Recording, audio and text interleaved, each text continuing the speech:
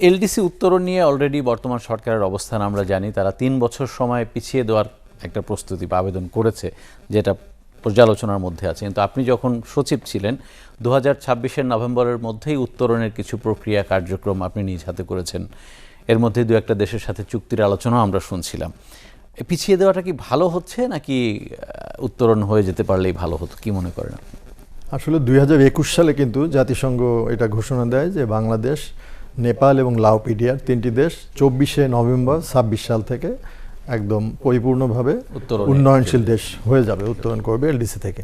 কিন্তু দেখবেন যে 22 সাল থেকেই কিন্তু আমাদের অর্থনীতি অনেকটা সংকটের মধ্যে দিয়ে যাচ্ছে। প্রথমত রাশিয়া ইউক্রেন যুদ্ধ, এমনকি তার আগেও কোভিডের কারণে অনেক ক্ষতিগ্রস্ত হয়েছে। তার পরবর্তী রাজনৈতিক পট পরিবর্তন এবং এখন আবার ইরান আমেরিকান যুদ্ধ।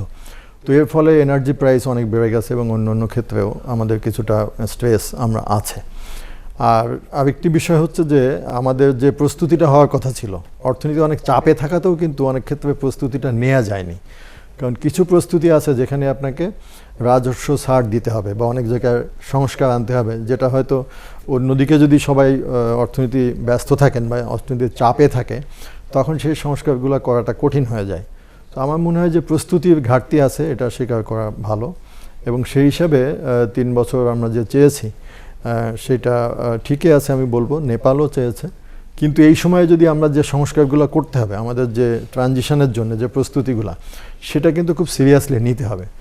স্যার, বাট ঝামেলা হচ্ছে যে আমাদের যে বড় বড় মার্কেটগুলা, ইউরোপিয়ান মার্কেট এবং আমেরিকান মার্কেট, তাদের বাজারে আমরা আসলে কিভাবে প্রবেশ করবো? কারণ আমাদের যারা প্রতিযোগী তারা কিন্তু মোটামুটি একটা শক্ত অবস্থানে আছে এবং 29 সালের পরে তারা একটা ভালো অবস্থানে থেকেই সেসব বাজারে পণ্য বিক্রি করতে পারবে। সেই বাজারগুলোতে আমরা অ্যাক্সেস পাওয়ার ক্ষেত্রে প্রস্তুতিগুলো নিতে দেরি করছি কেন? না, একটা হচ্ছে বাজারে শুল্কমুক্ত সুবিধা অর্জন করা, যেটা ইউরোপিয়ান ইউনিয়নের যে 27টি দেশ, সেখানে কিন্তু আমাদের এটা আছে এবং এটা আরো 3 বছর পরবর্তীতে আরো 3 বছর থাকবে, 29 সাল পর্যন্ত থাকবে। তারপরে হয়তো থাকবে কি থাকবে না নির্ভর করবে আমাদের চুক্তির উপরে অথবা তাদের পলিসি যদি কোনো পরিবর্তন আনে।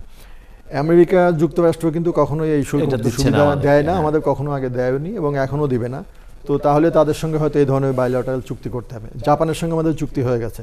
এখন আমাদের বড় বড় যে রপ্তানি যেসব দেশে হয়ে থাকে তার মধ্যে এখন হয়তো ইন্ডিয়া, চায়না, এই দেশগুলো এখনও বাকি আছে, সাউথ কোরিয়া বাকি আছে, বাট আলোচনা হচ্ছে। অস্ট্রেলিয়া, কানাডা, এরা কিন্তু আমাদের আরও 3 বছর সুবিধা দিবে ইউরোপিয়ান ইউনিয়নের মতো। ইংল্যান্ডও আমাদের, ইউকে আমাদের কিন্তু আরও 3 বছর দিবে। সুতরাং মার্কেট অনেকটাই কিন্তু আমাদের বলবো যে এখন অনুকূলে হয়তো চলে আসছে। এখন যদি আমরা ইউরোপিয়ান ইউনিয়নের সঙ্গে চুক্তি করতে পারি আগামী 3 বছরের মধ্যে, তাহলে শুল্কমুক্ত সুবিধাটা অর্জন হলো। কিন্তু এখন তো আপনার পণ্য লাগবে।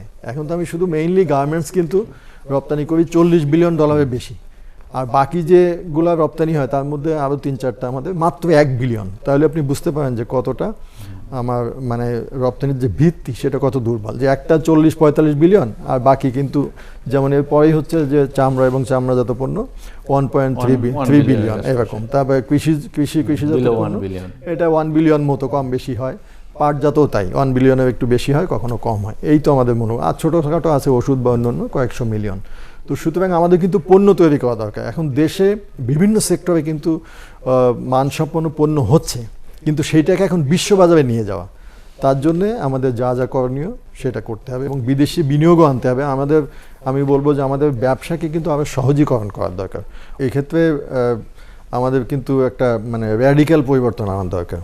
আমাদের চিন্তাভাবনা এবং আমাদের যে সমস্ত রেগুলেটরি অথরিটি আছে এর মধ্যে কতভাবে সহজ করা যায়, ধাপ কমানো যায় এবং কিছু ক্ষেত্রে হয়তো বাদই দেওয়া যায় কিনা কিছু। কারণ ব্যবসা যদি সহজীকরণ না করেন, দেশের মানুষই তো ভালো করে ইনভেস্ট করতে পারবে না।